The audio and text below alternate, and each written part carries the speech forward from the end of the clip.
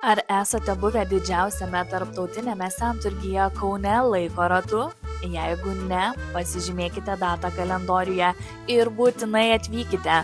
Gegužės 16-18 dienomis senturgis vyks adresu Elektrėnų gatvė 1F Kaunas.